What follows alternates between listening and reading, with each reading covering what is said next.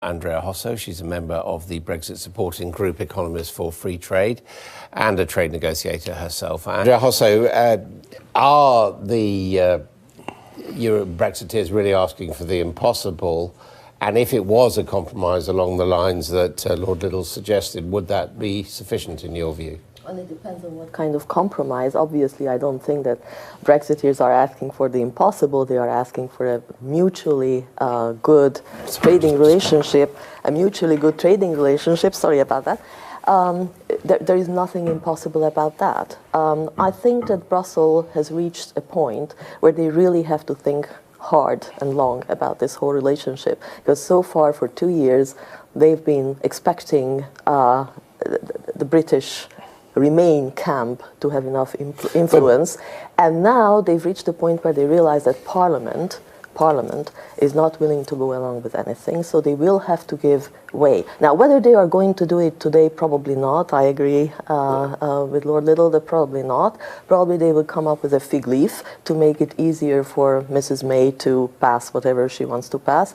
Now, whether that will be acceptable for Parliament or not, I'm not so sure, because people are very worried about the backstop clause. I call it the hostage clause, because that's what it is. Basically, it holds Great Britain But hostage. I mean, do you agree there is a basic incompatibility between having no border and the UK separately pursuing its own trade arrangements around the world? Because, of course, trade is part of the openness of borders or the closeness of them. Yes, of course. Yes, of course. If there were goodwill and trust, which is sorely lacking, it could be taken care of.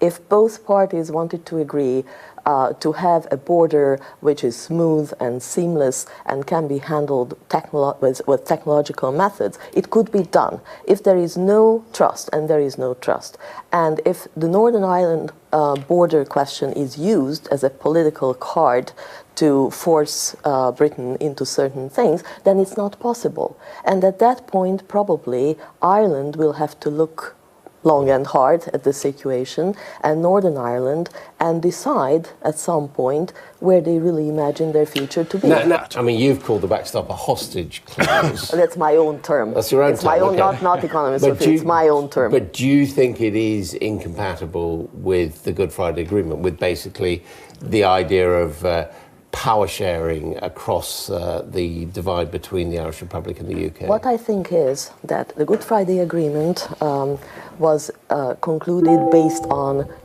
EU membership, right? Ireland and Great Britain, United Kingdom, members of the EU.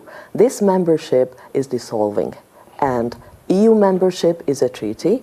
If it's not good for a country, the country has all the right and the common sense to leave. So to hold a whole country hostage to something like this, it's something that the countries have to weigh. The UK has to weigh it, Ireland has to weigh it, and especially Northern Ireland has to weigh it. The UK had a referendum. The UK said, we want to leave the European Union. The majority vote was to leave the European Union. Not in Northern Ireland, it has to be said. Maybe not, but Northern Ireland is part of, yes, definitely not, and Scotland also. But yes, both Scotland and Northern Ireland are part of a country. So the country had a referendum, and we voted to leave. So the different nations, components of the country have to decide, do we accept the country's majority vote, and we keep faith with that, or we have to think about our future. It's a very hard thing, I do realize that, but can you see any other solution? Okay, well, I do just want to ask you, because one prospect, of course, is in 50 days we leave without an agreement. Now, it's emerged today that, for example, roaming charges on mobile phones would be reapplied. It's also emerged that the trade deals which Britain is part of as a result of its membership of the European Union are not going to be rolled over on day one. So there will be a substantial hit in the pocket for Britons, won't there, if we do leave without a deal? I think there will be a substantial hit for the UK and for the EU as well. If you read, for example, how German business is extremely worried about losing their comfortable UK market, where they have an enormous surplus, they are very worried about that. So no deal is not particularly good for anybody, right? That's why the UK and the EU were trying to negotiate a deal.